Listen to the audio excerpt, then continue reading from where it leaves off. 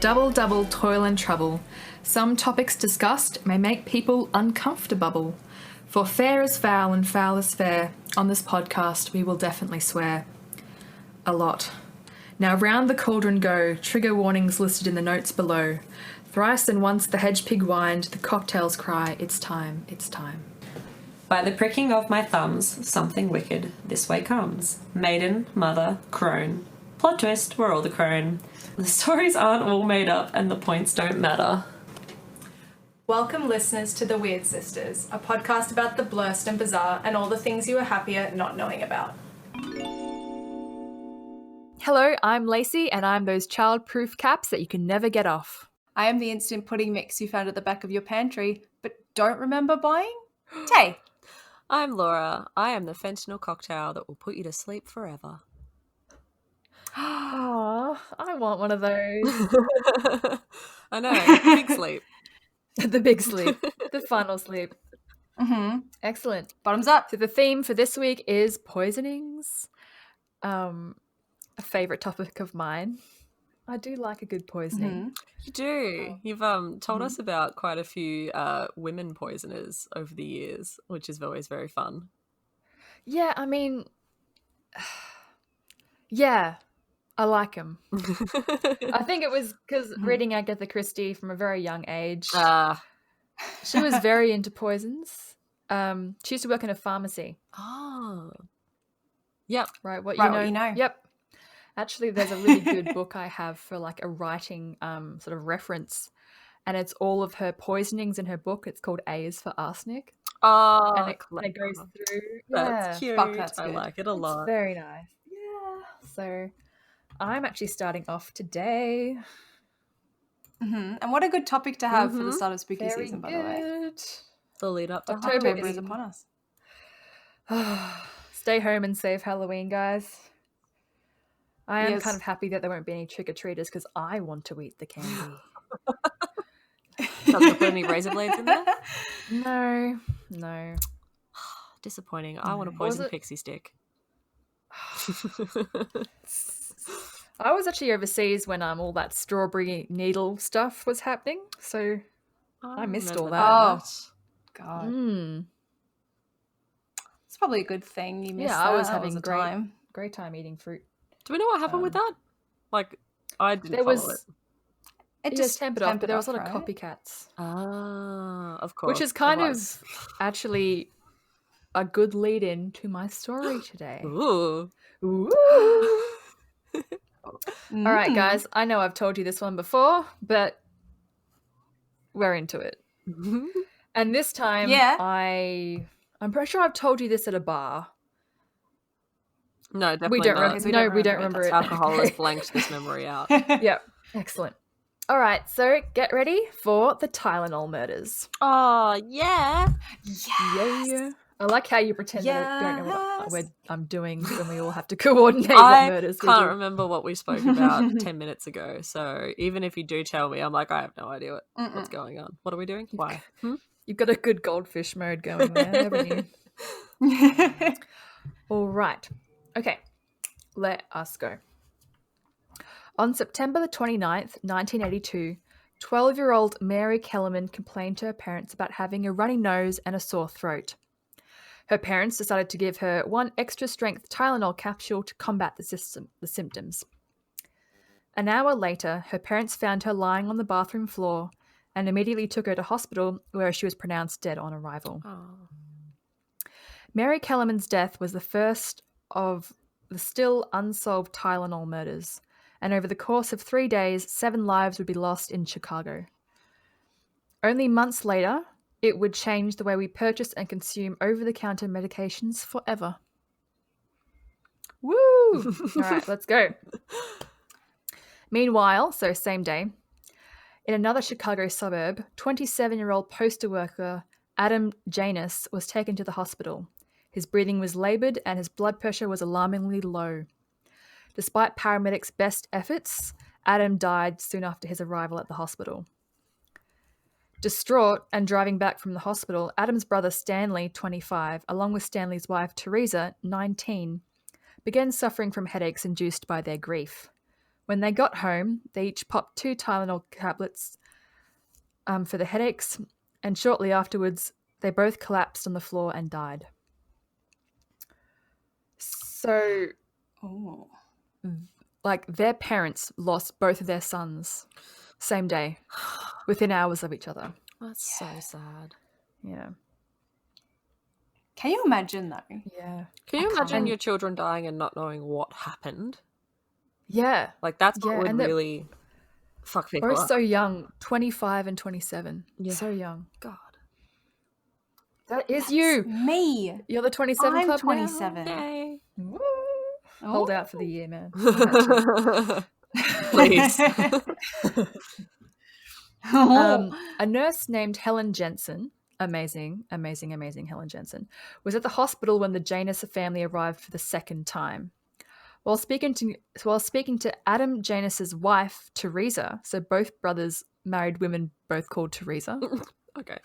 I thought that was cute. Oh. About his activities that day, she mentioned that he purchased a bottle of Tylenol after feeling ill at work. Stanley and the other Teresa took pills out of the same toxic bottle later that day. This led Jensen to conclude that there was something wrong with the Tylenol. Jensen went against protocol and went to the Janus' residence, and there she saw the bottle of extra-strength Tylenol. She counted the pills. In an interview with Patch.com, Jensen said, quote, "I counted up the pills and saw 6 capsules missing, and there were 3 people dead. I said right then and there, it's the Tylenol," unquote. But unfortunately, for 3 more victims, the police did not believe her. Quote, "I said this is the cause, and of course nobody would believe me. I stamped my feet, and they said, oh no, it couldn't be, unquote. Why would you think it couldn't be it? Like, that always sort of blows my mind of people being like, oh no, it couldn't possibly be. But it's like, it could, unless you have a really good reason why anything. it couldn't be that. Like, if you're like, it has to be the butler, and you're like, no, I literally was with him this entire time. I watched him, and so did 4 other people. There's no way in hell it was the butler. Then you'd be like, oh, okay. But if you're like, it couldn't be the medicine, it's like, why? Why could it not be the medicine? Because Tylenol's safe. That's stupid. Safe. It's safe. So only after testing, the police were able to identify the Tylenol pills had been laced with potassium cyanide. And the containers that they were in had an almond-like smell, which is a telltale sign of the poison. So it wasn't just, a fatal dose of cyanide. It was probably 10,000 times the amount of average amount to kill a person. Holy so shit! A fatal dose of cyanide is just 1.5 milligrams, and these capsules had about 65 milligrams in each. Oh my lord. So let's take a break and talk about our Lord and Savior, potassium cyanide. Amen. Can I get a hallelujah? So from murderers in Agatha Christie novels to captured spies, cyanide has always been a firm favourite. Although the cyanide pills were always deemed like a quick and painless death, which is why they were sort of used as for spies and things like that, people needing to die very quickly before they got tortured or whatever. Modern science now shows us that this was definitely not the case. Oh. Instead, those who took them probably experienced a very long and agonizing death. Oh, okay. You probably know this, Lacey. Is that what Eva Braun and Adolf Hitler took? Yes. Because they I read something while I was trying to find my story about how they wanted to be sure the pills they would take would work and not be like painful for them. So they tested it on his beloved dog Blondie, and then it died naturally, and then he was distraught. Like he didn't know that would happen. Yeah. Wow. Anyway, sorry, I was just really interested in that. No, that's fine. And then, so they took the pills and they also were shot as well. Yes. But they wanted to make sure, because Hitler, after what happened to Mussolini, so Mussolini died, and they basically took Mussolini's body and really publicly paraded it through the streets and fucking did horrible shit to it, like really desecrating the corpse. Like hardcore. I didn't know that. And that's why he asked to be burned, so that his body couldn't be used in the way Mussolini's was. Oh. Spoil sport. I know. He wouldn't let the Russians have any fun. You're dead. Anyway. Don't do that. Let us Don't do do what that. we want with you. So let me just tell you how cyanide works, Yes. but I'll make it interesting. Yes. So cyanide works by blocking the cell's ability to produce adenosine triphosphate. So we'll call it ATP because fuck that. I'm not saying that again. Which is a source of energy used by your body to perform natural functions. Okay. Oh. So when the person ingests cyanide, the body's cells stop producing this energy, which means the muscles can't get the energy they need to do the things they always did, like contract and relax. So when you think of muscles, it's not just, biceps, triceps. Your heart is pure muscle. Your lungs diaphragm is pure muscle. So when they can't function, you cannot breathe. Oh, so you suffocate. Oh. Fuck. A cardiac arrest will ensue, but of course that takes time as well. So the time it takes for cyanide to kill a person ranges from about 2 to 5 minutes, in which they are fully conscious, experiencing every bit of the effects. So it doesn't it's not, in the spy movie when they crack the tooth and they go. Yeah. No. Takes Hollywood. so long. I mean, you can't say anything, but You can't say anything. But 2 to 5 minutes of dying. fuck. That's bad. Suffocating to death, fully Too conscious. many minutes of dying. Yep. For me. Yep. No, too many minutes of dying. Okay, so we're crossing cyanide off my ways to go. Yeah. Also, I thought I would I came across this blog by this amazing chemist. She's also a writer. And she watched Skyfall, the new James Bond movie. Yeah. Oh, yes. And do you remember when Javier Bardem's character, his face was eaten away with cyanide because of a botched suicide pill? No? Yeah. Yeah. That's like his backstory. That's like his backstory. That's why he's so fucked up, and that's why he's I'm a kill everyone. It's been out for years. I'm not apologizing for spoilers. Fine. That can't happen. Okay. Cyanide it's not like acidic in that way where it's going to eat away part of your jaw. That's really bad. So that's just Poor writing. Yeah, it's really shit. It's really lazy. It's really shit considering how much money they poured into that film. Probably should have done a Google. Yeah. Yeah. A little bit more research. Talk to your sources. Cool. So thank you for listening to my TED Talk. Back to the story. So over the next few days, 3 more deaths will occur. 35-year-old Mary McFarlane dropped dead at her workplace. Oh. 31-year-old flight attendant Paula Prince was found a few days after her death at her home, where she had fallen beside her dressing table, her face half smeared with cold cream or moisturizer. Oh. And then 27-year-old Mary Weiner, who had just given birth to her 4th child and took the Tylenol for the aches because she'd just given birth. God, that's awful. Yeah. So all of them took Tylenol before they died.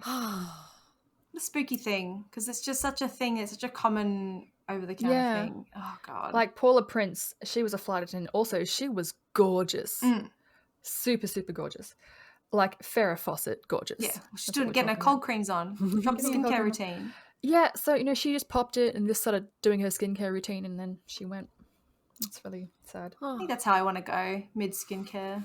No, I want to be like the skincare routine to be done. I have a lot of steps. Yes. I have 9. Serums and balms to layer. Yeah, I had to send a photo of my skincare routine to a friend of mine the other day, and I started pulling out all my products, and I was like, oh, this is a lot. I need to calm down. Yeah, no, I need to that one last skincare routine, and then I can go. Look dewy in the afterlife. Look dewy. I want to be a pretty corpse. Yeah. Anyway, so investigation continued. They found that the Lay's capsules came from multiple stores, and they were also from different packaging plants. So they figured that it wasn't like a production line worker with a grudge, uncapping the things and putting the cyanide in. Tylenol pills back in the day used to be, you could crack them in half and the casing would be fine and it'd be all the powder. would be the painkiller. Yeah. Mhm. So they just emptied that out, put the cyanide in, it looks the same, it's white, and then screwed it back together and put it in the bottle. It's so much effort. It is a lot of effort. It's so but much effort. very Someone's effective. very angry. Yes. So we don't have pills like that these days because of this. So it was somebody who went to the chemist's and done it in the store there, Ah. and then put the pills in some of the bottles and then gone or whatever. So they could have had a Tylenol bottle at home and then just put some extra pills in these people's things. So it was totally random. So the big healthcare manufacturing giant, Johnson & Johnson, as we all know from our baby products these days, owned Tylenol. Their baby oil is very good for shaving. Oh my God, I was just going to say the same thing. Amazing for shaving. Fucks up your razor, but if you're going to like a wedding and it's like a special occasion, apparently I need to keep my razors. That pink tax, mate. Yeah, that pink tax. I use a man's razor. Yeah, me too. I want to start trying the shave club. Oh my God, yes. The I also old-timey razors, very nice. Yeah, they look cool, but I'm also very scared of them. Yeah. 100%. Nothing. Actually, one of my friends, he uses a straight razor. Fuck Swing the that! fucking Todd. He gets the closest shave ever. I like stubble. He also is a death care professional and writes with a fountain pen, and he copied his handwriting to make it look like Captain Cook's. Oh, He has the most beautiful handwriting, and he's like the best person ever. that's lovely. Anyway, okay, so Johnson & Johnson immediately cut all production and advertisements of Tylenol, instead using their adverts to advertise to the public not to take their products, and offered to replace all purchased capsules. So a massive recall for the 31 million bottles of Tylenol in circulation was underway, and it cost the company millions. So at the time, in 1982, Johnson, just the Tylenol brand was 35% of the painkiller market. Big Holy chunk. Shit. Big chunk. That's huge. And yeah, so it was fucking them up. But Johnson & Johnson did the right thing. They were just wanting to ensure that everybody was safe. Oh, So they broadcast warnings on all news channels and radios. Police even drove around Chicago neighborhoods with loudspeakers warning the public not to consume any Tylenol. So my mum was in Canada in 1982. oh, And when this happened, because she was living there, she goes, everybody threw out all of their over-the-counter medications. It didn't matter if it was a painkiller, it had to go. Maybe if you brought it like maybe 2 years before, it has a date on it. So in which case it doesn't work anyway. So yeah, it doesn't work anyways. So nobody was allowed to have any headaches because it could mean death. Yeah, and one of her friends used to take Tylenol almost every day. She had quite like a headache problem. oh, And I think she said that the lady had to go to the doctor and get a prescription, so like behind the counter for that. But she goes, it was just terrifying, and it, like the whole way of life changed sort of from that point. So Johnson & Johnson made various efforts to ensure their products were safe. To help the product's then damaged reputation, the company created new tamper-proof packaging for both the containers and the pills themselves. So like you can't crack them open anymore. There was just like that whole thing. Double tap. Double tap. So Johnson & Johnson's, because of these efforts, their reputation scored. Tylenol sales skyrocketed because then they were the only painkiller on the market doing these precautions. So they went back from their products killing people to being number one over-the-counter pain reliever company once again. So when we learn PR and marketing at school, Yes. they use this story because of how well Johnson & Johnson handled this whole situation. they really did do such a good job, and it's like They did such a good job. it's really depressing to be like, oh yeah, this company like is amazing because it put their customers and their lives before their product and their Yes. money. But like, yeah, it's capitalism, so that's how it works, I guess. But it's lovely to hear that. Yeah, no, it was really, really good. Anyway, so Johnson & Johnson are the best. Anyway, back to the suspects. Ooh. Dun, dun, dun. Now, there were a few. There was an FBI profiler who called John Douglas, who at the time profiled the Tylenol killer. And they did try and look for these exact things, obviously with a grain of salt. But it's kind of interesting to see how he profiled him. I'll just read out a couple of points. He would be a white male in his late 20s to early 30s, depressed, a loner, driven by rage, feelings of despair, like me, but I'm not a white male. I am Let's white. fit the profile. Yeah. He feels inadequate, impotent, convinced that society is always like it's society's fault that he is this way. He would have trouble making relationships with women his own age work. And what else was there? Also, he definitely committed this crime as a result of a stressor. Something happened mid-September of 1982, and that made him do this. Ooh. And it wasn't like because the police investigated so much. None of the victims had anything in common. They didn't know people in common. They were randoms. There was nothing linking these victims to each other. Okay. So it was kind of like the attack was on society rather than on that person themselves, that individual person that made you like pissed off. Rather than just killing them and being done with it. No, he had to do that. And it kind of gave him a sense of control because he knew not to take whatever. And he knew where they were, like where the things were.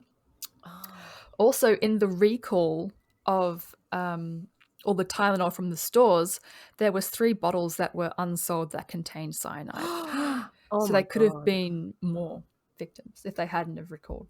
Fuck. Oh, what a good catch. I'm really I glad wonder they if anyone else had bought any and then not taken them and threw them out. I don't know. So- I think they tested like every bottle. Yeah. So this makes me think of the anti-nausea pregnancy pills that caused all those birth defects. What? Yeah, with the hands. Yes. Oh my god. We had a teacher who had that. Ceramide? And Oh wait, something no, like yeah, that. that's right because wasn't ceramide, dude. No, That's ceramide. ceramide, yeah. I was like, ceramide we put on our face. Yes, Goes that's on face. skincare. no, my nanny took something like that. Yes. Yeah.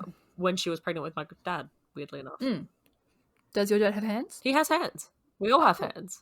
That's so good. Yeah. I'm glad that your family has hands. Thank fuck. Thalidomide. Thalidomide. Thalidomide. You got them. That's really good. Because I only think that up because it was discovered to have birth defects in America, and it didn't come to Australia until 1960. It wasn't, and the health minister didn't recall it until 1961. It was on the shelves for an entire year, Oh my god. Oh no. and they did fuck all. And that was the health minister. And this is just a company. What the fuck? I don't know. So depressing. We had a substitute teacher at my high school that had the birth defect from that. And so his hand sort of ended at his elbow. Wow. And he could still write and everything like that. Mm. But yeah, he just didn't have Forearms. forearms. Yeah. Yeah. No, it's Still- a horrible thing. Could still drive a car. Yeah. Probably. I can't drive a car. I have forearms, so well done. It's far ahead, all 3 of us. Yeah. Good job. The guy who doesn't have hands can drive a car and I can't. Yeah, that's very true. Anyway. Profiling.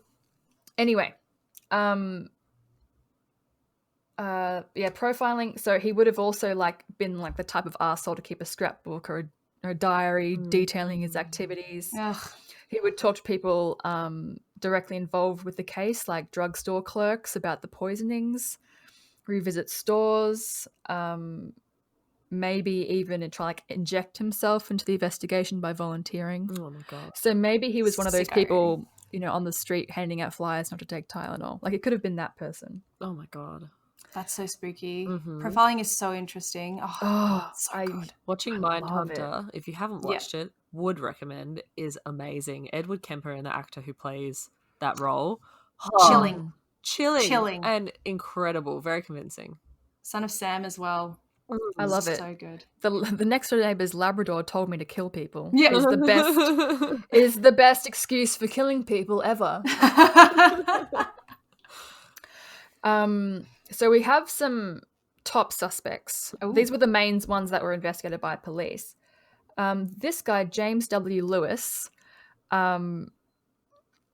he was the main one that they thought was the guy, because he sent a letter to Johnson & Johnson demanding $1 million to stop the killings. As you do. But he'd also sent like previous letters threatening President Reagan concerning tax codes, and he threatened to bomb the White House if his demands weren't met. But he was just like a guy out for the money, and didn't realize that Johnson & Johnson would have just contacted the police and fucked him over. Yeah. So he served 20 years for extortion. Good. Because of this. Good. What a dickhead. There was also, and the reason why he sort of was the main one was because when there was one chemist that had a CCTV camera in their thing, that was because it was at the airport where the flight attendant brought her Tylenol. Oh. And they can see a man who kind of looks like this guy, Lewis, looking at her and sort of following her around the store as she brought the Tylenol. Oh my god. So he watched Paula Prince buy the thing. So because he looked so much like it, it was kind of, the police thought they kind of had their man, but really he fucked them around, and maybe police were better off looking elsewhere. And they probably could have done something else, but they were focusing on this guy who just was out to get what he could. God damn it. They also thought that the Unabomber, Ted Kaczynski, might have been, because he'd sort of done like very random bombs in like the same, I think he did some in Chicago, but also he had like a huge manifesto. He was like, fuck society, fuck this. Which is sort of similar to the profile. And there's actually a section of his manifesto, which is 35,000 words, by the way. fucking hell. More than most authors produce. That said, quote, imagine a society that subjects people to conditions that make them terribly unhappy and then gives them drugs to take away their unhappiness. Unquote. Anyway. Poignant. Prick. The last two are kind of, they were suspects, but the police sort of had to clear them and get moving. One was Laurie Dan, who was a lady, didn't fit the profile, but she had a strange behavior. She tried to poison a lot of people before. Okay. By getting books from her local library on poisons, and then mailing people arsenic and that kind of good stuff. Books from the local library. Oh, that's. She was very unstable. She had strange behavior, like riding up and down in elevators for hours on end, wearing rubber gloves to touch metal, leaving meat to rot in sofa cushions. Right. But she had a lot of mental health problems, and she didn't get help or wasn't helped. And in the same year, she ended up holding up a elementary school and shooting a kid. Fuck. Oh, God. Wounding 5 other children, and then she escaped the school and then took a neighboring family hostage because they were in like a suburban area, and shot the dad before killing herself. Oh, Jesus Christ. So they knew she was dangerous. I think they probably should have maybe put her in a facility or something like that before she was able to do that. And the other guy is Roger Arnold, who lived in Chicago and was overheard like quite drunk at a bar making quite concerning comments about the poisonings. And so somebody called the police, and Arnold was arrested, and then they worked out that Arnold briefly worked with Mary one of the victims' fathers. And the hospital where Arnold visited his wife, who was ill at the hospital, is opposite the shop where she brought her Tylenol. Oh. Oh. But what ended up happening is they didn't have enough to hold him. Mm-hmm. So he went home, pissed off that somebody turned him in, went to the bar. Oh, no. To the bar owner and was like, you've turned me into the police. And shot and killed the bar owner, but actually he mistook a random pedestrian who was in the bar for the bar owner. Oh my God. And he was sentenced to 30 years in prison for a second-degree murder. Good. Yup. Yep. Fucking He hell. only served half of that sentence, though, because he died. Oh, So well. Okay. fuck yeah. So after all of this happened, copycat criminals started doing here it we go. because although Tylenol was off the shelf, the other painkillers didn't have the safety proof thing. Yeah, because you've got to invest millions of dollars to recall all of that product. Advil and shit. That is correct. Or maybe they thought, oh, we'll sell off that product and then the new shit will have the stuff. You know, that was why. So the FDA and the FBI were following up on nearly 270 different cases of product tampering and poisoning. Holy Oh fuck. my god. That's so many. In fact, there was in 1986 in Seattle, a lady called Susan Snow and Bruce Nichol. They were, I think, common law, husband and wife. No, wait, shit, I fucked up. Okay, so Seattle residents Susan Snow and Bruce Nichol, totally unrelated. They did not know each other. Oh, okay. No common law, nothing. They didn't know. Both died from cyanide-laced Excedrin, which is, part of the painkiller thing. Uh-huh. So authorities were like, fuck me, it's happening again in Seattle. And they went everywhere, tried to find all these bottles. And then it was revealed that Nichols' wife, Stella, had poisoned the bottles in a bid to collect his life insurance money. So she poisoned her husband and then decided to poison a random citizen to make it look like it was random. I remember hearing about this. She used some aquarium shit to do it. Yes, she did. Yeah. Yep. And this was on Forensic Files, and she was caught because the mold in her aquarium matched the mold that was on the bottles. Yes, Yeah. science. Mm-hmm. Yes, science. Fuck yeah, science. Fuck yeah, So science. in 2009, the 25th anniversary of the crime renewed public interest, which means the police have to do something. Yeah. They had new tips, went back over evidence. They did conduct another search of Lewis's home because he's sort of like, I might have done it. Who knows? Oh. Give me attention. And they compared Lewis's DNA for analysis and also the Unabomber, for analysis they still have the bottles. Yeah. Oh. So in 1982, it was unfortunate because DNA didn't come into existence until 1985. Right. Yeah.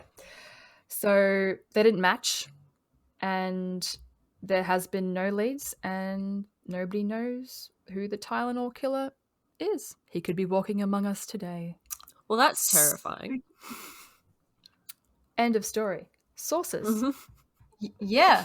Okay. I'm just going to end it there. What? Wasn't that a good conclusion? No, fantastic. Yeah. Wonderful. It's Arc dipped a bit in the story there at the end. Stop bitching about my writing. Okay, so sources: Ranker, Wikipedia, PBS, crimemuseum.org, criminalmindsfandom.com. Amazing, by the way. So good. Chicago Reader, hunterkiller.com, and Murderpedia. Thank you. Bless and thank you. They were fantastic. That was, good coverage of that story. I do like the Tylenol murders because they scare me. It's so spooky, and it's it's just a common thing. Like a tiny little headache tablet, like a paracetamol. You can get a packet of them for 75 cents at Coles if you want to. Fuck you if you buy actual brand Panadol. It's Who the are you same rich as money the people? 75-cent bulk pack from Priceline. It's spooky. It's like I don't know if either of you were ever this morbid, but watch people die on Reddit, which is a Reddit that doesn't exist anymore, so you can't go there. But Gee, I wonder why. Fuck. Reddit used to be way more fucked up than it is now, and it's pretty gross now. It's pretty fucked up. But Yeah. when I used to have that on my feed, that would always make me really nervous about On your feed. Well, They play in shit roulette person, every time okay. you open Reddit. yeah, exactly. I Keeps like depressing. to keep myself guessing about how I'm going to feel today, because otherwise Yeah. I'm always depressed. It's very Final Destination of you. Well, yeah, because I like those movies quite a lot. Yeah. And I always would like get really into like, what do I have to be scared of now? Like, what new thing am I going to be nervous about for the rest of this month? That's what Morbid Questions is good for. Yes. Because it's not always things that can happen, but God, someone thought of it and now it's in my head and it's spooky. Now I'm thinking about it. And I want to say one, but I don't know if I should. I really want you to say it. I read the one that fucked me up the most. Thank you for listening at home. Skip ahead if you want. I'm not going to probably put a timestamp in. We all have to suffer. Someone asked, is it possible to shave off layers of teeth with a razor? Oh. And it fucked me up, and I still think about it all the time. And it's Is it possible? No. No. But like, imagine if you could. And I felt really sick, and I feel sick now. So teeth are like the part of the hardest bone. Yeah. Yeah. It's the only part of the body that can't repair itself. Yeah. I like teeth. They're very cool. It's the outside of your skeleton on the outside. It's your skeleton on the outside. Yeah. It is. It's peeking out saying hello. Shout out to La for sharing her wisdom teeth photos with us as well. Oh, La got all 4 of her wisdom teeth out, and they weren't going to let her take her teeth. And I was like, take a stand, steal them. Yeah. Like I stole my spine bit. Yes. I didn't intend to steal my You spine made bits. them. I was like, you get to keep them. I made them. Oh, you grew those. Ladies get to keep their babies after they're cut out. Why can't I keep my spine bits? Fine, cesarean. It's yours. Yeah. Back to cesarean. Well, speaking of teeth, Yep. teeth are in the mouth. And where do poisons go? Probably Up your ingested. bum. You shelve them. Oh, God. What if your butt had teeth? Oh, can you imagine? Okay, no, I'm not going to go there. Well, okay. You'd have Were you thinking about like gay sex with men? And No, then I was thinking pull about their taking teeth a out of dump their and bum? having to like floss. Yeah, you have to brush them. Yeah. But I wasn't thinking about that, but now I'm thinking about that Vagina Dentata movie. Yes. I love that movie. Yeah. Funny fucking movie. Yeah, so good. One of my faves. I tried to segue and I just got us more in deep in this hole. All right. Hole. All right. Story 2. Okay. All All right. right. We'll behave now. Yeah. I'm gonna set the scene. I'm ready. So we've got Alan Duvall, who is 60, met Tami, who is 46, late in life, and from the get-go, they were absolutely smitten with each other. Just really happy honeymoon phase all the time. Hell yes. And they loved each other so much that after just 12 weeks of dating, they tied the knot in 2005. Bless. Yeah, I'd have done that after 9 years of dating. Is this into America? Yeah. Okay. This is America. This is America. Don't catch you sleeping now. So the wedding was beautiful. I've actually seen photos of it. I will track them down. I will pop them on the Instagram, weirdsisters.podcast.com. Thank you. And Alan just couldn't believe his luck. He was like, oh my God, I've got this beautiful wife who's like 15 years younger than me. Woo, woo, woo. And the pair settled in Columbus, Indiana. And Tami got a job working as a nursing assistant at an aged care home, and everything was great. They were described as a picture-perfect couple. Lovely. Yeah. How do I know that it's not going to stay that way? Yeah, well, 2 years later, 911 receives a call. This is a quote.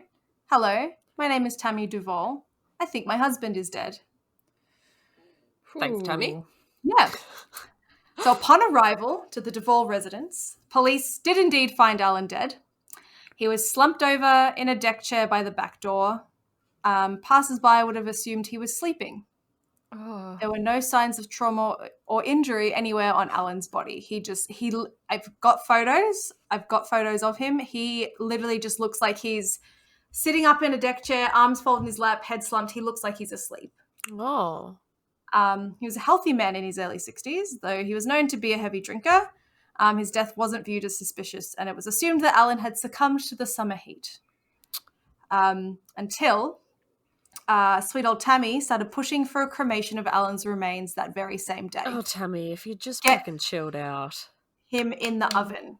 Get him in the body oven. Needs to find some chill. Probably about there. Mm-hmm. So she demanded it. Even though Alan had already secured a burial plot for himself where his parents were buried, and all of his family knew that was his wishes. She was like, no, we need him crispy today. Yep. So the police department and Detective Crookton received calls from Alan's family only hours after his death that they were suspicious of Tami, and they were telling him stories about why they were suspicious of her. Look, we don't think this is right. She wants to cremate him today. We need to stop it. Please stop. This wedding has been rushed. There's an age gap. They were super cautious of like his well-being. They were supportive of Alan, but they were like, something's up here. And now the suspicions are confirmed. Yeah, this bitch is weird. So the couple were known to be having marital issues. Crookton noted this down from family members. The couple had in fact been separated for some time, and Alan wasn't even living at the residence at the time of his death. The bank was going to foreclose on their house, and there was also demands for car repayments, and Alan's daughter's college tuition was due. So this is just a nightmare. Oh, God. America is a little bit broken when it comes to that stuff. But yes. So Detective Crookton's like, all right, I'm on it. Contacts the morgue. No cremations. I want a full autopsy of this man's remains. And what they found was 100 times the therapeutic dose of morphine and 8 times the therapeutic dose of cyclobenzaprine, which is a muscle relaxant. Fuck, she on all in that. his system, along with 0.4% blood alcohol content. Oh my God. For those at home, the legal limit in Australia and Victoria is 0.05%. That's insane. 0.4. What did she do? Open up his mouth and just pour it in? Well, was it suicide? Was it foul play? What did she do? There were no track marks on Alan's body. There was no evidence of pill bottles on the property. Where did the drugs come from? Where did they go? Where did they come from? Cotton Eye Joe. Even Tammy's own family was suspicious of her. Tammy's daughter sent an email to the Columbus Police Department, which I have here for us to read. Yes. Oh my God, you have to be so slimy for your own kid to be like, hey, okay, so Yeah. I think my mum did it. So the subject says anonymous. Hello. I would like to remain anonymous about a death that I perceive to be very suspicious. She obviously did not remain anonymous. No. Yeah. The death She did not. Alan Duvall on Saturday morning at 4:45 a.m. at Lakecrest Drive. His wife has told several people that before this death, Alan was not living at that address. My question is, why did he die there if he wasn't living there? Alan was loyal to Tami. However, the reverse was not so. I also know that Tami Duvall is working for Columbus Regional Hospital as a nurse with no prior nursing school education. She has knowledge of certain medications and what to mix them with and how to use needles. He was healthy with no known illnesses. How did he die? Another suspicious thing is his cremation. Why would he be cremated when he was a burial plot next to his parents? Being a citizen in this country and knowing these things and with prior knowledge of Tammy's background, I am a little alarmed by her second husband's abrupt passing. Thank you for your time, Anonymous. Fucking good email, Tami Jr. Right? Nice. To be honest, I feel like the police should have already been on that very hard. Yeah. Yeah. I mean, I feel like she just explained to them their job. Yeah. That's like, it's like I've listened to true crime podcasts. I know how to solve a crime. I've seen Hawaii Five-0. I have watched so much Criminal Minds. I've seen Mindhunters. So she's been thrown in the bus by her own daughter. Her first husband, Don Engelman, in interviews described Tami as beguiling and shrewd. Ooh, I would like Beguiling. to be described that way. Beguiling. Beguiling. It's a pretty good word. Rolls off the tongue pretty well. He told detectives that he knew the couple were having financial problems, which led to the couple separating. He also knew that Tami was seeing someone else at the time of Alan's death. An insurance salesman named Gary Ruddle. Oh! There it is. Gary, good on it. Good old Gary. You're going to go to jail. Mm-hmm. So Tami is called into the police station for an interview, which she happily agrees to. But Crookton has the receipts. He does not come to play. You swing at the king, you come correct. Yes. When asked how the discovery of Alan's body took place, Tami said that she called the police straight away. Phone records determined that was a lie. So Tami made several phone calls between Alan's estimated time of death, which is about 4:45 in the morning, and contact with 911. Yes. Of course they're going to check the phone records. Yes. So one of those calls were to a friend of Tammy's named Rhonda Brown, who she had visited a month prior to Alan's death. And according to that friend, sweet Rhonda Brown, Tami brought an unmarked bottle of pills to her house and asked, how many of these do you think would take to kill someone? To which Rhonda replied, why are you going to kill someone? Yes, Rhonda, she is going to kill someone. All right. So during questioning as well, Tami was casually discussing what she'd made for dinner that night. So chicken salad, fresh cut fruit, and a custard pudding dessert. Oh. Police were suddenly very interested in this dessert. Could Tami have poisoned Alan with the pudding? Well, Tami had taken out a life insurance policy on Alan only a month before his death. She'd convinced him it was a mortgage insurance policy and named herself sole beneficiary. Which is really sad about this all is Alan had expected to move back in with Tami once this had all settled. He wanted to fix things. He was like, all right, if this is what I have to do to make it better, I'm going to do it. Yeah. So Gary, Tammy's little piece of ass on the side, well, even he said, Yes. even because he wrote up this life insurance policy for her.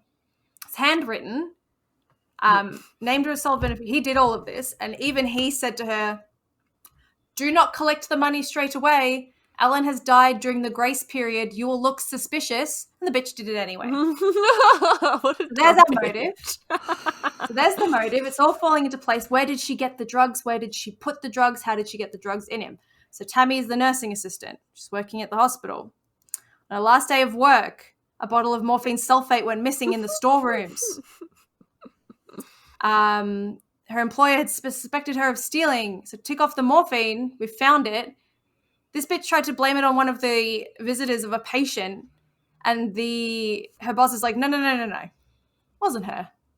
She doesn't have access to this shit. Come on, You do. Tami. So got the morphine. What about the muscle relaxers? Well, Tami stole those from Alan's cousin Zila, who'd invited the couple to her house for a party a short time before the murder. Zila's prescription of Flexeril, which is the muscle relaxers, had gone missing from her home during the party. So Tammy's pinched this woman's medication, the entire bottle. Then she's gone to her friend and been like, hey, do you think this shit could just kill someone? Do you ever just want to go ape shit? And fucking Rhonda's like, no, why? But she didn't say anything. Oh, Yeah. you should have said something. I know. But she couldn't have known. No, she couldn't have known. You 'Cause we naturally ask each other assume shit all the people- time. Yeah, exactly. You naturally assume that people aren't murderers. No. You assume the good in people. I don't. Not anymore. Uh-oh. So all of this seems so far-fetched. Why would someone poison a pudding? Well, this isn't the first time Tami has tried the dessert method. So in 2004, this is before Alan, because remember, they only got married after 12 weeks of dating. So this is a year prior. Tami had brought a pudding to her then boyfriend's house, Stephen Brown, for Thanksgiving. She insisted that he eat it as her daughter had made it, and she was just so proud of how it was so good. My daughter put all this effort into it. You have to eat the pudding. Oh my God, it's just so good. So Brown testified this all against Tami in court. And in his testimony, he claimed that after a few bites, the pudding, quote, tasted of dissolving aspirin. And he felt super out of it for like hours afterwards. So he had a couple of bites. He's like, I'm fucking out. This tastes like fucking shit. Yup. So during dinner, so we've had our starters, main, and dessert. Tami produces a life insurance policy for Brown to sign. So she said would make him sole beneficiary, and she needed his signature and his social security number. And Brown was like, nah. You've given me your daughter's cooked me some fucking rank pudding. I'm going to go lay down. And so Tami left. She took the leftovers and she went home. And you know what, ladies? The proof was in that pudding. Love it. Tami was charged 3 years after Alan's death. 6 counts of insurance fraud, 3 counts of obstruction of justice, and 1 count of murder. She is currently serving a prison sentence of 60 years. Good. And that is the story of Tami Duvall and her poison pudding. Yay! Also, now we know why her daughter fucking hated her. Yes. Try and blame me and my fucking amazing pudding skills on your weird murdery habits. No. Ridiculous. Love it. Yeah. So I've got some sources. So there's a YouTube channel called Crime Watch, which does a really cool like breakdown of all of this. And there are interviews with like Alan's sister Zila and Rhonda, and one of Tami's exes is in there, and it's great. It's got photos of Alan. They're not like super gory death photos. Like it's just literally, like I said, it looks like him sleeping there. There are death photos there though. I looked him up while we were talking. Yeah. He's very handsome. Yeah. He's a very sweet man. You just seemed, and what's really sad as well is the reason he had come over to the house while he was not living there. He wanted to help her fix the air conditioning. Tami, and then you had a very nice man. Why? And he was just like, oh, it's like super hot still because I can get it fixed. So he like went outside to like, quote unquote, like sit, and he obviously just died. It's really sad. She took advantage of his like crutch as well. Like he had an alcohol problem, and she took advantage of that because she claimed to someone that he'd been drinking margaritas with her. She claimed to another person that he'd just had a beer with her. Then someone else said that she'd made him Long Island iced tea. So she'd like lied like a considerable amount of times about what he drank that night. So no one had a straight story with what booze she'd given him, but a lot apparently. Tami, you made yourself so obvious. Like, oh my God, you could have gotten away with this. That was ridiculous. I also found just the state versus Duvall, like the entire breakdown of the all the evidence, like the proper documents. So I read all of that and got a bunch of like little details because I didn't know she tried to poison her boyfriend before Alan. And then I found that and I was like, fucking yes. So I've only used 2 sources here. I did some like adjacent reading, but they're my 2 main where I've pulled from. And yeah. That was wonderful. Very cool. Yeah. Makes me really want like a carton of custard because that's like what the pudding was. It was like a custard trifle kind of thing. I fucking love that shitty cheap custard from a carton. Me too. I'll drink it straight from it. I'm an animal. Give it to me. To me. Yeah, no, I love that stuff as well. Very delicious. I love it when they bring out like the flavored ones at Christmas and stuff, the brandy flavor and shit. Yes, please. Nom, nom, nom, nom, nom. Well, I guess that left one. Yay! Me. Have either of you ever heard of this? It's the Moscow Theatre terror attack. Not a clue, not a word. I love when I find something that neither of you know about. I know, it's so good. It's my goal. No, brilliant. Okay, fantastic. Because this is a bit of a windy one. Ooh. It will be interesting to see if you can pick how the poison's going to come into it. Ooh. Okay, so scene setting. 2002, so not too long ago. More longer ago than I want it to be. 23rd of October. So poignant time of year. So during a sold-out performance of a play called Nordost at the Dubrovka Theatre in Moscow, Russia, 40 to 50 Chechen men and women armed with firearms and explosive devices stormed the theatre and took the audience hostage, including staff and performance artists captive. Oh. So there were 979 hostages. Many of them were children. So the attackers are led by a 23-year-old man called Movsar Barayev. He's a Chechen Islamist military leader, and his uncle was a Chechen rebel military commander called Arbi. He's also described in Wiki as a warlord and organized crime figure, so 2 sides Good of guy. this man. Yeah. But this is the thing. There's a lot here about what's going on. It's very confusing. This story has a lot of things that are like, supposedly, maybe. And it was really interesting to find that sort of stuff in such a recent case because Yeah. usually it's like, so this definitely happened. We have CCTV footage, we have this, we have that.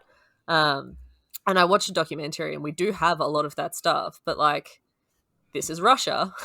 And a lot of this, unfortunately, has been covered under so many layers of red tape and bureaucracy and like redacted. It's just wild. This story is wild. So, yeah, right. So basically, Movsabraev's uncle had been killed the year before during a war that was happening at the time. It's called the Second Chechen War. And this is between Russia and Chechnya, excuse me. So, yeah, Movsa is 23. His uncle who had died was 27. So just to understand how young these people are that we're working with, like, they're all younger than us. So basically, the Russian secret police had actually claimed to have killed Movsa like 10 days earlier. So it was super awkward when he showed up at the Dubrovka Theatre. But the other leader, apparently, of this terror attack was called Abu Bakr. I say supposedly because we do not know. We don't know who this man really was. We don't really know if he was even there. So, A mystery. A mystery. There's a lot of this. So these attackers claimed allegiance to the Islamist separative movement in Chechnya, and they demanded the withdrawal of Russian troops from Chechnya to end the Second Chechen War. So basically, in 1994, Russian troops had invaded Chechnya in an attempt to reassert control over part of the country. And they had Chechnya declared their independence in 1991, so like 10 years before. But ever since, it had been like totally fucked up by war. The Chechen rebels were constantly engaged in guerrilla warfare. So there was like multiple conflicts. Heaps of people were dying. Lots and lots of civilians. It was just awful. So basically, this theatre was selected, from what we can tell, because it was about 4 kilometers away from the Moscow Kremlin, which is like a citadel fortified complex containing like a bunch of churches, palaces, and things like that.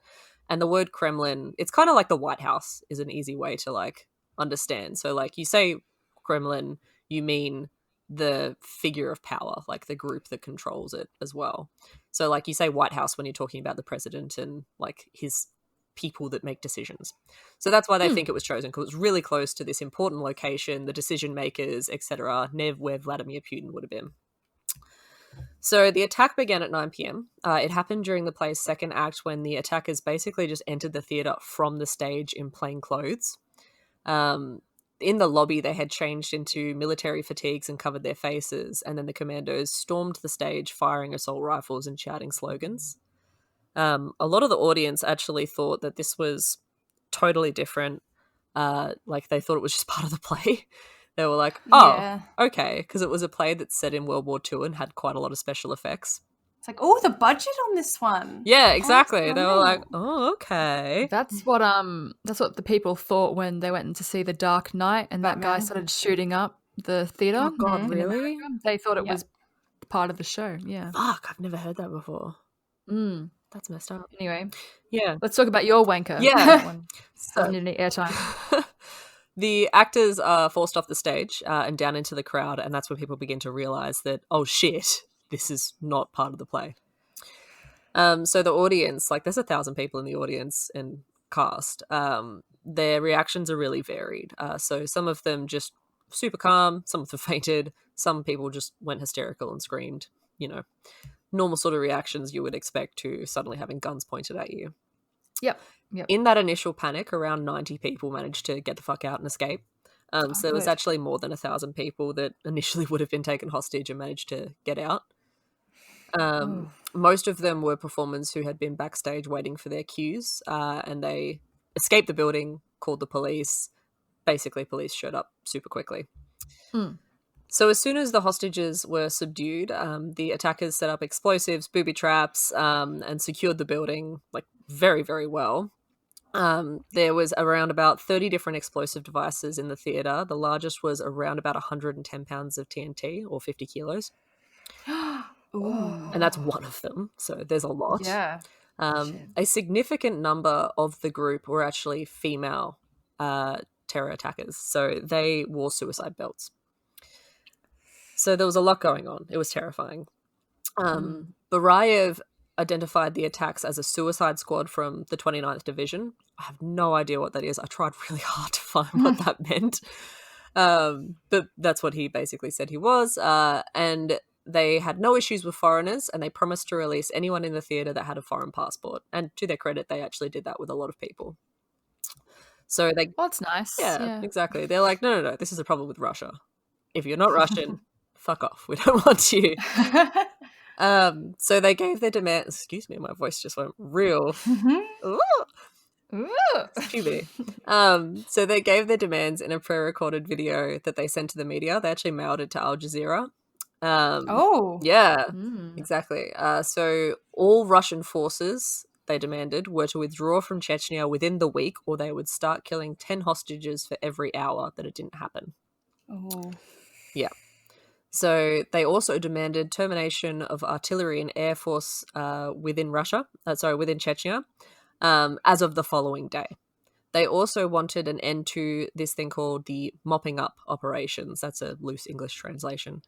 That were being used by Russian troops, which is basically where armed patrols went from house to house and just fucked shit up looking for rebels and basically whatever they thought was not okay to chocolate, be there. whatever they wanted at the time. Pretty much, exactly.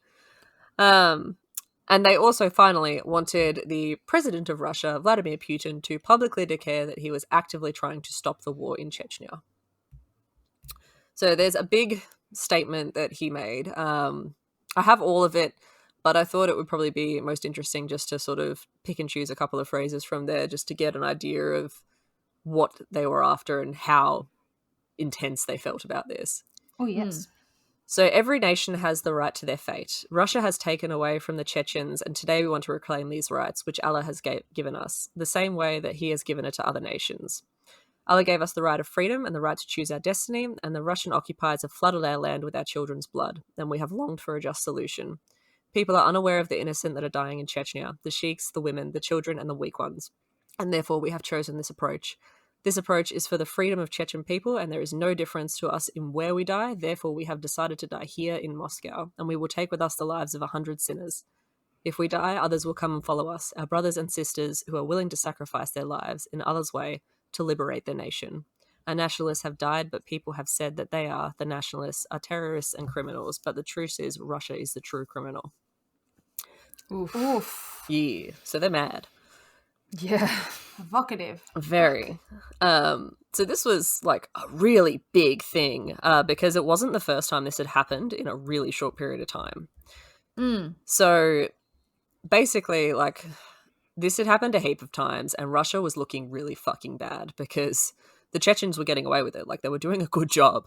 Their guerrilla warfare tactics were pretty decent, especially considering, like, this was something that I had thought about Russia from, like, the very, very shit history that I knew of it, was, like, Russia has so many people that it just kind of overwhelms.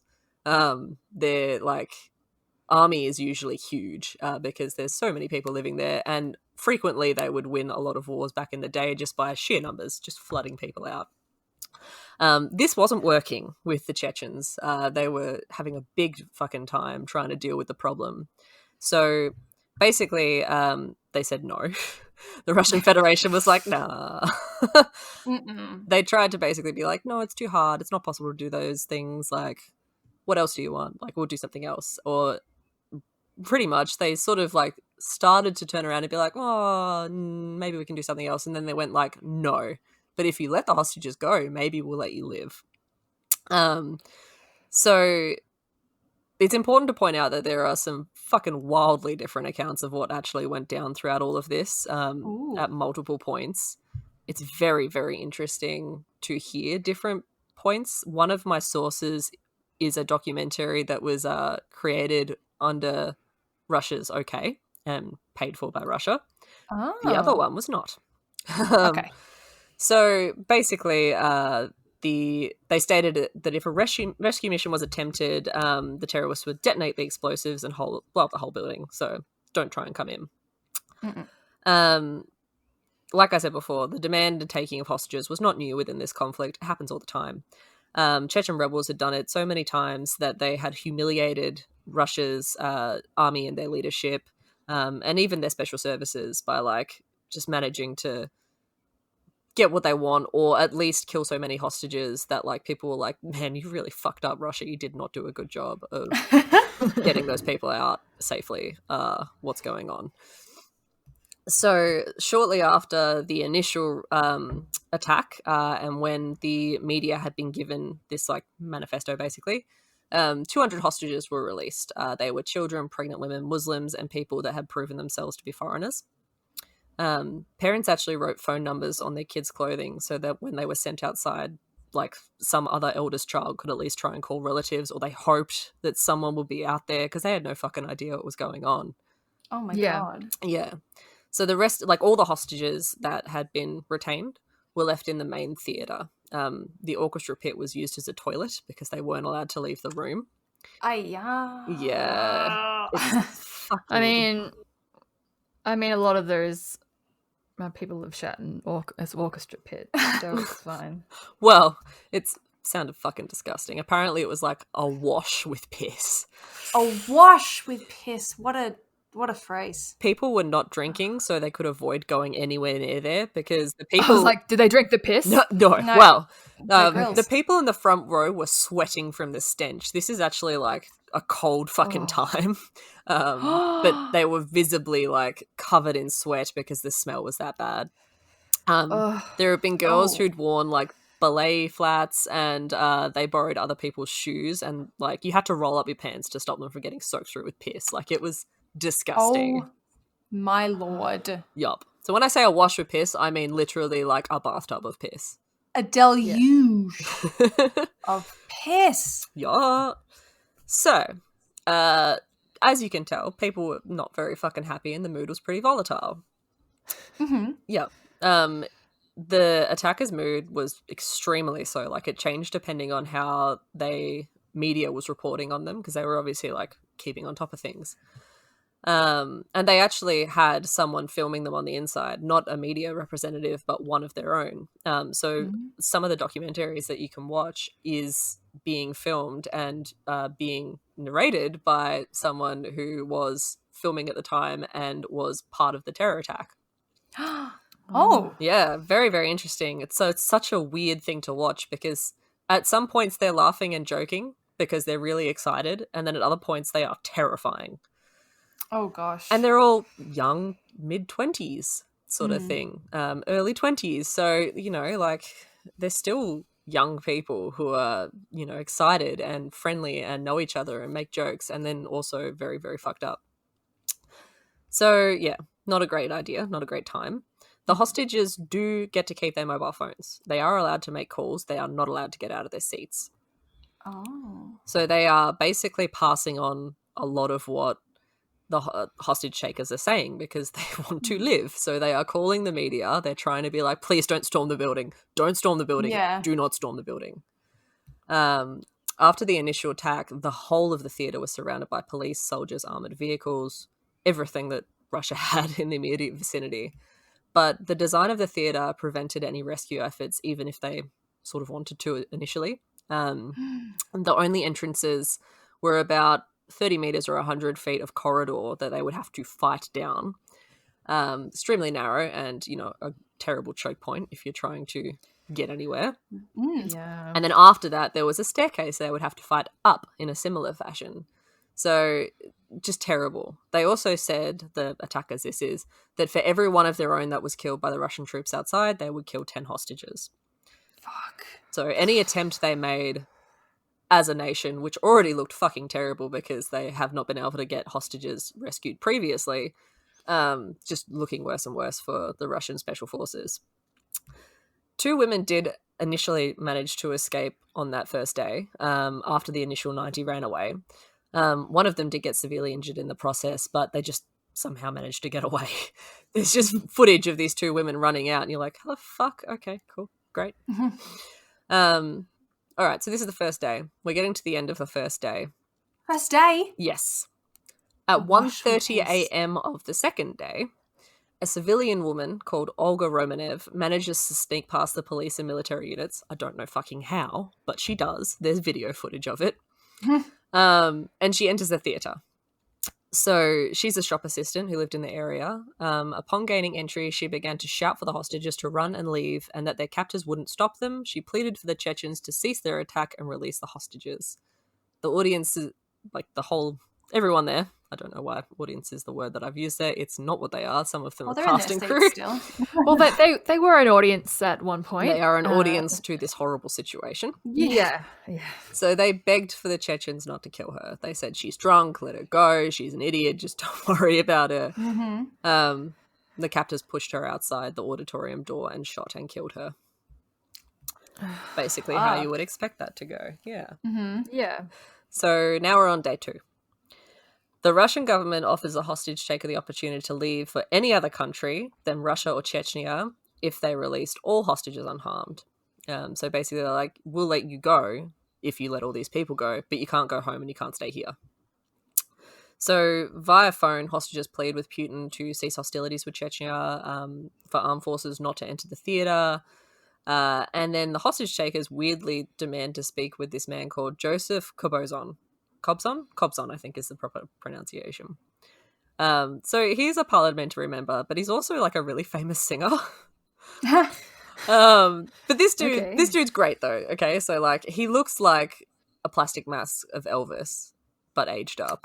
Okay. Like, he is a lovely man because it looks like he basically went and just anytime there's like a disaster or a military hotspot, he is the very first celebrity to be there and perform. He went to Chernobyl to cheer the rescuers and did that before anyone else did. And that was apparently something that like a lot of people followed and did with him to sort of cheer up these people in this horrible situation, which was very dangerous. Yeah, he must have cancer now. Well, no, he's fine.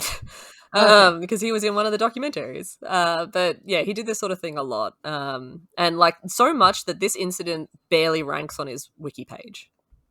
Oh my god. Yeah, Wow. like he is a very, very good person by the looks of things. Or he's very secretive about being a bad person and goes over the top to make himself look good. Thank you, Leathery Elvis. Thank you, Leathery Yes, Leather Elvis. So Joseph went and entered the building with 3 others. I couldn't find out who they were, but I assumed that they were like managers or friends or something. And he went at 1:20 p.m. A few minutes later, an elderly man exited the building looking feeble and distraught. Apparently he was a British citizen. Shortly after, a woman and 3 children also exited. And then a bunch of public and political figures entered into negotiations with the attackers, basically because Joseph Kobzon had shown them that they should fucking do something about this. Yeah. So a bunch of like the hostage takers demanded International Red Cross and Doctors Without Borders representative come to the theatre and negotiate with them as well. A Russian service colonel tried to enter. That word always trips me up because it looks wrong. The English language is broken. It's so broken. It totally is. He tried to enter, but he was shot at and he retreated. Yeah. So over the course of the day, pretty much as far as I can tell, purely thanks to Kobzon, 39 different hostages were set free. And he left the building unhurt with some of the children who had been taken hostage. He held their hands and walked the fuck out of there. A hot water pipe also burst that night and began flooding the ground floor. The hostage takers thought that it had been the fault of the Russian police, and they wanted the pipe repaired, but they couldn't reach an agreement with the surrounding militia. I can't say that word either. And in fact, it was later found out that the Russian special forces were using the sewer system to listen into the situation on the inside of the building. So like, yeah, a lot's going on here. So now we reach the 3rd day with piss just reeking up that theatre. Oh god. That's bad. It's really bad. It was like some of the things that the hostages that survived said in the interviews. They were like, there were people that just gave up. There were people that had been because you couldn't sleep because you had to sit in these theatre chairs. Can you imagine sitting in a chair for any length of time, like for 2 days? No, please. Yeah. The only time you can get up is to go down towards the reeking pit of piss and, you know, try and not realize that your ankles are swimming in piss. Yeah. And it's just awful. They don't really have like proper food or anything. There's a couple of times where Doctors Without Borders and some other companies managed to bring in hot food for them, but like the hostages were saying that some people just sort of slumped and gave up and just didn't care anymore, and a lot of those people did not make it. So more public and political figures are approached to take part of the negotiations, in person and over the phone. The hostage takers demand a representative of Putin appear and enter negotiations. There's an anti-war protest that's held outside the theater by relatives of the hostages and also in central Moscow. And then an agreement is reached to release 75 foreign citizens and 15 Russian citizens, 8 of whom are children, and they do get to leave the theater. So there's still fucking a couple hundred people in here. Like, I keep saying that all these people are leaving, but there's heaps and heaps of people still inside. So, again, they reinvigorate this idea that you can leave and we won't kill you if you just let everyone go. Medicine, food, hot water, warm clothes are brought to the hostages because it is snowing and it's fucking cold. And, yeah, people start getting miserable. No one's getting beaten. Everyone that actually goes inside is like, they're not doing anything to them. They're just having to sit there, and that's bad enough. Yeah. So pretty much around nightfall, somehow another man manages to evade the soldiers and run into the building. Fucking hell. It's really weird watching this happen because the whole thing's being filmed by media, which surprised me. So you can see all of this. There's a documentary that I will put at the end, but I will warn anyone that wants to look for it. It is not safe for life. Oh. Ooh, for life. Yeah. Okay. Don't look at it if you are affected by seeing the dead. You should not. Don't look at it. Don't look at it. So basically, the hostage takers reiterate, we have nothing to lose. We've covered 2,000 kilometers by coming here. There is no way back. We've come here to die. Our motto is freedom and paradise. We already have freedom as we're here in Moscow, and now we want to be in paradise. Ooh.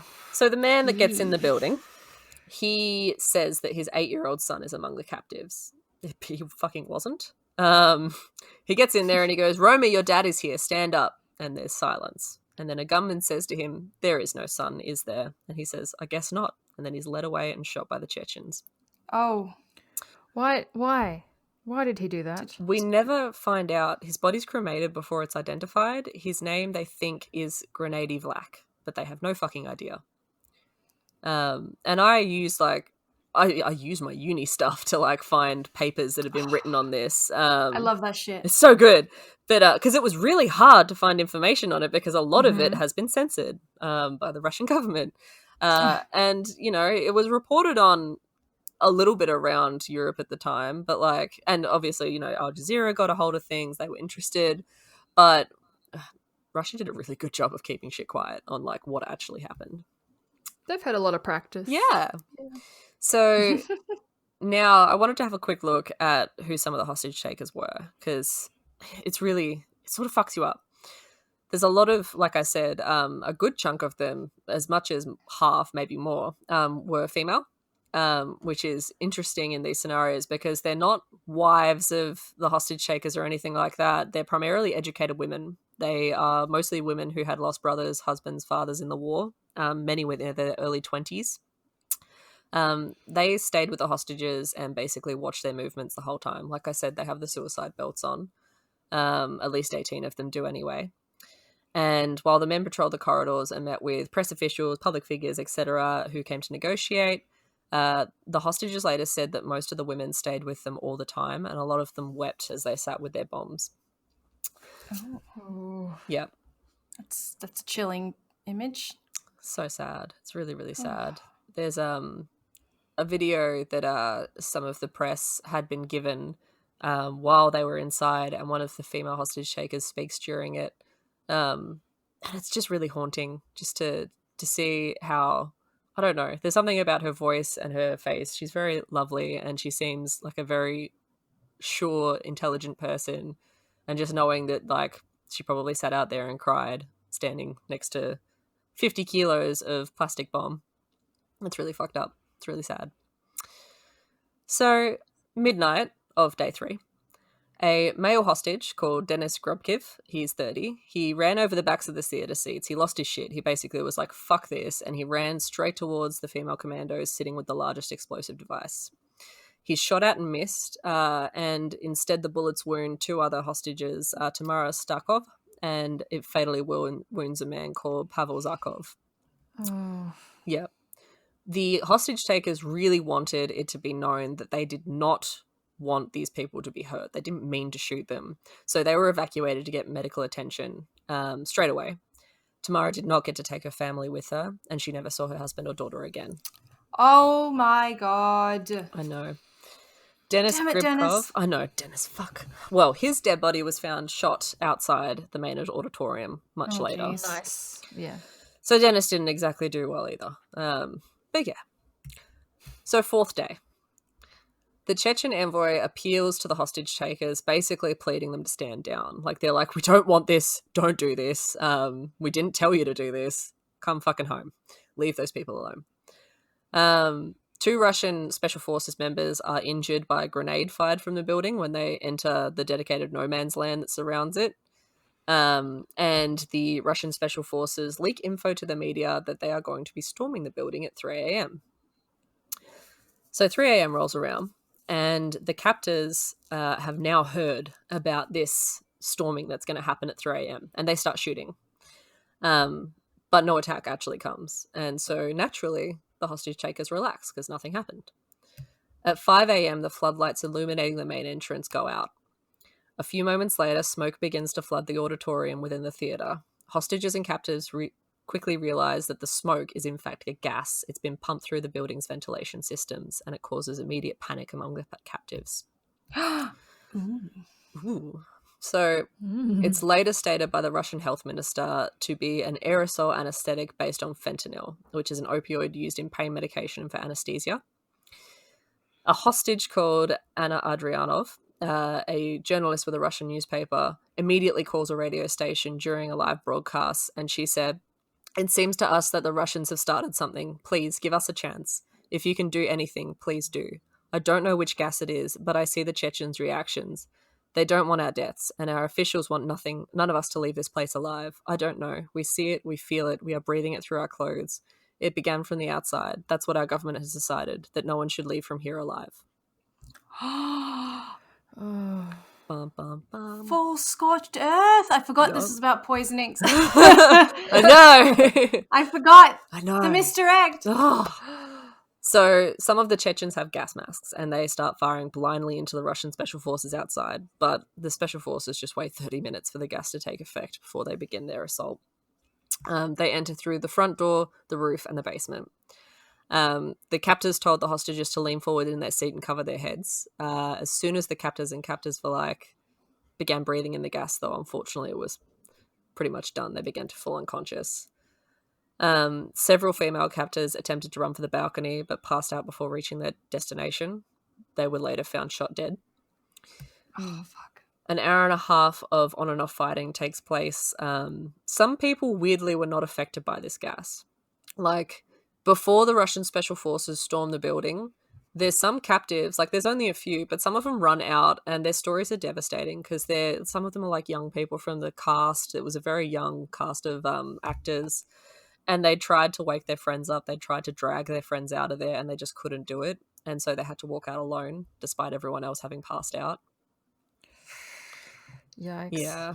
Because you said it's part of an anesthetic, right? Yeah. Because, like, some people, such as myself, like, super just, their bodies just don't react to anesthetics the same way some other people do. Yeah. I need a lot of it to knock me out. So that could definitely be a reason why they were, like, not as, like, affected. I don't know. But still, that is horrible. Yeah. Exactly. Fuck. But I think you're right. I think it's probably got a lot to do with it. Yeah. So most of the hostage takers are killed in the fighting, but some were apparently removed with handcuffs, 3 of them. However, later, the government claims that all the terrorists were killed in the storming of the building. Nobody actually was taken away in handcuffs, supposedly. So at 7 a.m. on the 4th day, the bodies of the hostages are carried from the building and laid on the pavement out the front. The Russian Special Forces have successfully stormed the building. They have killed all the hostage takers or led them away in handcuffs.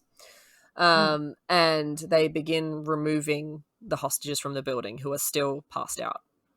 None witnessed by the media seemed to have bullet wounds or were bleeding, but their faces were chalky, waxy, white, pale, and drawn.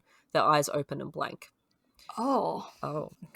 So medical workers were not told what kind of chemical agent had been used, and they were not prepared for a chemical agent to be used. They'd expected gunshots, wounds from explosions. That's what they had on hand to try and help with.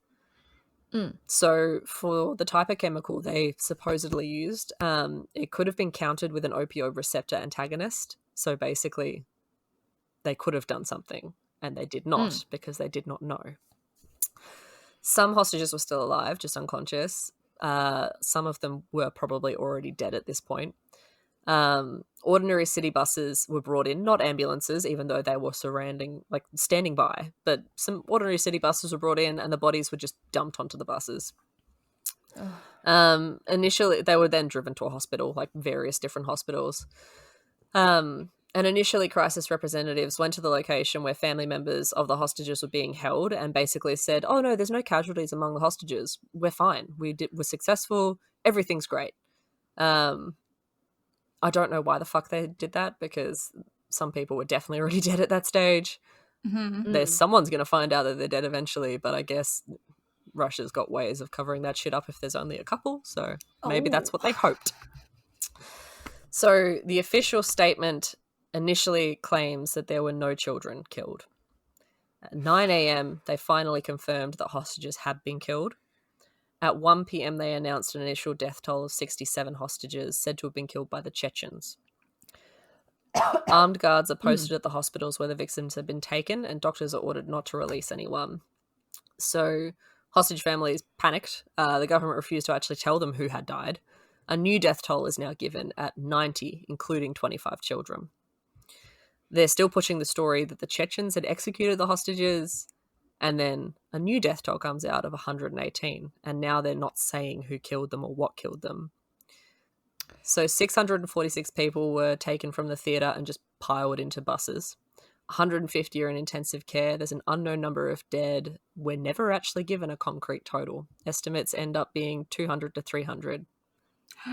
73 of the hostages are never given any medical aid at all. And money and valuables that had been on the victims, alive and dead, disappeared. So Russian authorities still maintained that none of the deaths among the hostages had occurred because of poisoning. They spoke of health problems that were exacerbated by the 3-day appeal, like it had been a horrible ordeal. There was very little food and water. They needed medical attention, and they just didn't get it. That's why they died. Yeah. All 200 to 300 people. Sure, Jen. See, they probably, when they were gassing them, they probably didn't think of that. Yeah, probably didn't, or they just didn't give a shit.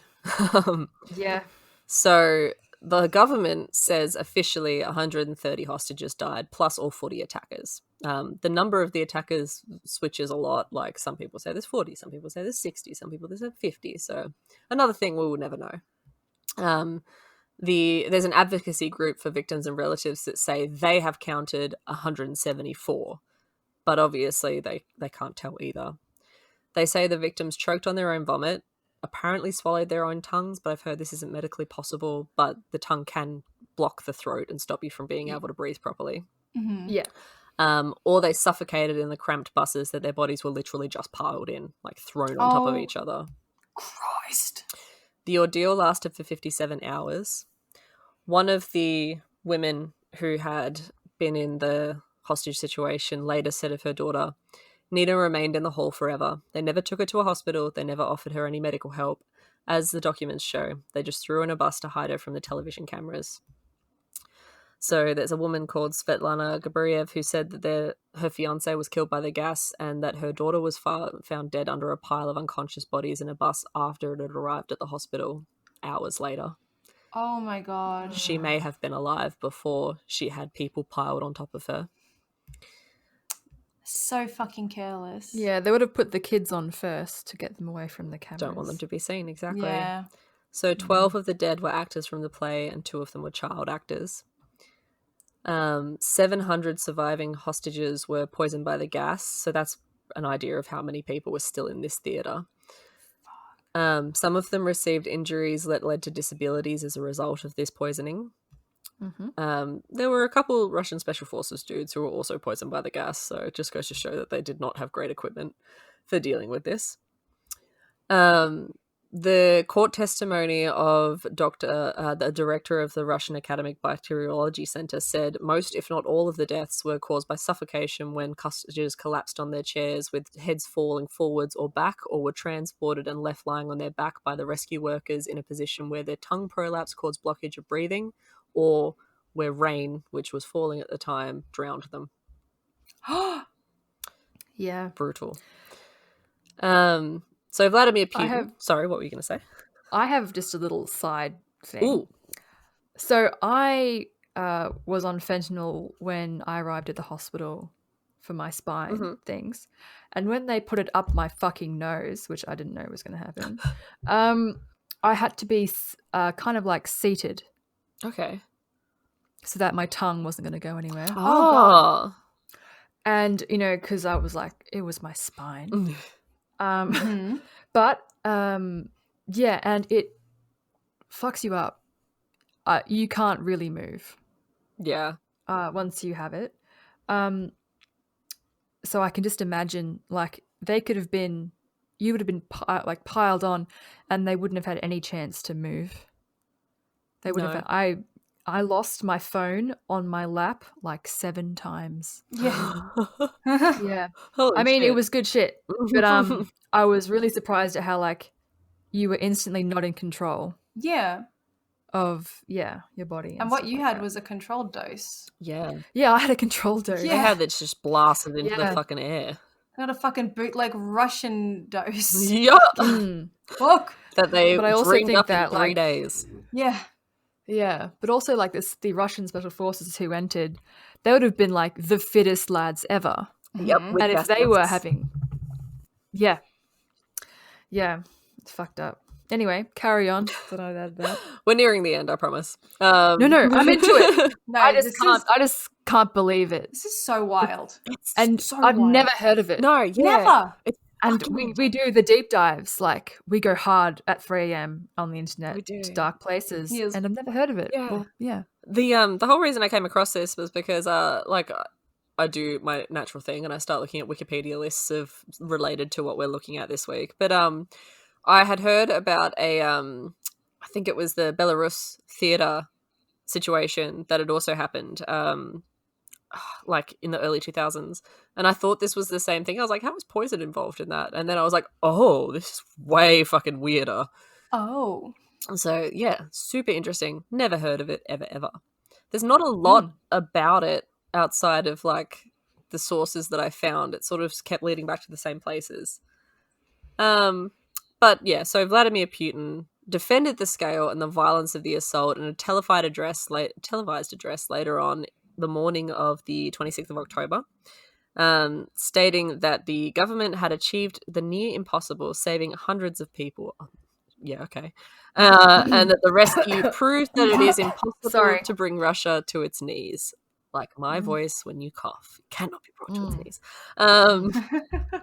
So he was really unhappy by the coverage of a lot of the television stations, particularly one called NTV. And the management, the management was promptly replaced. So, Sinister. Yeah, exactly. 10 years on, probes into the death are still happening, and investors, like, this is obviously 10 years later, in 2012, it is now 2020. So even today, we still don't know what the fuck happened. But there's still no release of even preliminary findings of what happened, which is why there's so little about this, I guess, because the only information we get is either what the media from outside of Russia's control was able to give us, what Russia has given us, and then that's it. So there's a lot of confusion over the identities of the hostage takers as well as some of the hostages. Like I said before, apparently Barayev, the main leader of the group, who was only 23, was in police custody at the time of the attack and couldn't have led the movement, apparently, who was also dead 10 days beforehand. Checks out. Yep. Same with a number of the female hostage takers. They were supposedly dead or they were in police custody when this was happening, as with so-called Abu Bakr, whose name we don't actually know. So in December of 2011, a European Court of Human Rights published its judgment on the case and basically ordered Russia to pay 64 applicants a total of 1.3 million euros in compensation. Not that much. Not that many people even applied for it by the looks of things, because 64 of 900 odd is pretty low. Yeah. So the analysis of the drug residue from the clothing of 2 British hostages who'd been there at the time and the urine of a 3rd British hostage who Russia couldn't shut down by a team of researchers at a chemical and biological defense laboratory in Wiltshire, England, found that 2 fentanyl derivatives were used, and neither of those 2 were fentanyl or 3-methylfentanyl, which is something that basically the Russian Minister of Health said it was. He did not specify which derivative, but it was neither of those 2, so it was some other crazy fucking shit. Unregulated. Exactly. So the Russian press warned that the death of so many hostages would severely damage President Putin's popularity. Wrong. Shortly after the siege, the Russian president had a public record approval rating. In December of 2002, so 2 months later, 83% of Russians reportedly declared themselves satisfied with Putin's rule and the handling of the siege. Sure, Jan. Yeah. Sure, Jan. So, everyone's happy apparently. Yeah. Yeah, so that's the end of my story. I have some sources and a little bit of extra bits and bobs for you about these sources, because you might want to go look at them, because no one's obviously heard of this before. Yeah.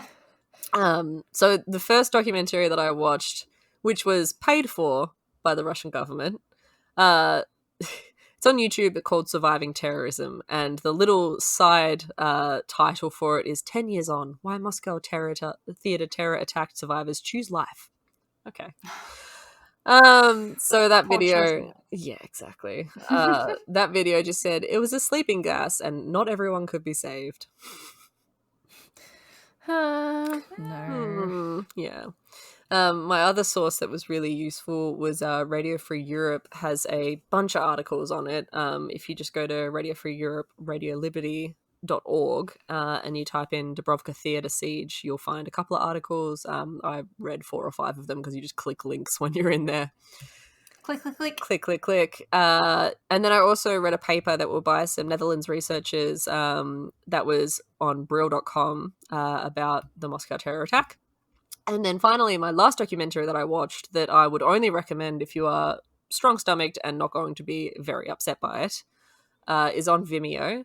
It's called Dan Reed's Terror in Moscow, and it is quite upsetting. There are dead bodies. We see the shot-up bodies of the attackers, and we also see the bodies of the young people that had died, who were just hostages. There was a really fucking terribly sad story in it. One of the hostages lost her husband and her young son, but she survived. She took one look at her son's body in the morgue, walked outside, traded her Reading wing for a ride to a nearby bridge and jumped, and she didn't even pass out. So she's just telling this story about what she did afterwards and just trying to keep a brave face. And the woman that's with her is just clutching her hand, like sort of bowing her head. It's so hauntingly sad. And yeah, that is the Moscow Terror Theater attack. Thank you. Holy shit. Worries. That was great. Horribly sad, harrowing, and I loved every second of it. Thank you, thank you. Very on brand for Laura. Yeah. She always comes correct. It's good. She always comes correct. I can't help it. I'm sorry. And we love you for it. Yes, we do. Mm-hmm. Awesome. Thanks for listening. Awesome. Yes. That's so crazy. Isn't it? I'm still like reeling from that. Just Yeah, it's a lot. I started sort of picking a couple of different ones. I was like, that's really cool. That's really cool too. And then I started reading this one and I couldn't stop. And then I realized that like my notes were 8 pages long and I was like, no, I've come too far. I'm sorry. Yeah. She's found it. Awesome. Well, thank you everyone for listening at home. As always, weirdsisтерspodcast.com for all your social media tags and handles. Leave us a comment. Leave us some feedback on iTunes. Like us on Spotify, do all the good things, interact with our posts. We love you for it. Yeah. As always, any extra research you do in your own time, we encourage curiosity here at Weird Sisters, but please look after yourselves. If you don't want to see a dead body, don't go looking for it. Because you'll see. You will. And we know Yeah. that firsthand. Exactly. Exactly. You don't want to think about it later. Yes. Stay home, wash your hands, protect Halloween. We love you all. Spooky season. Really excited for our next episode because it's Halloween episode. Fuck. Yes. Yes. Super keen. Yes. Super keen. Keep your eyes out for that at home, my loves. And goodbye. Bye. Bye.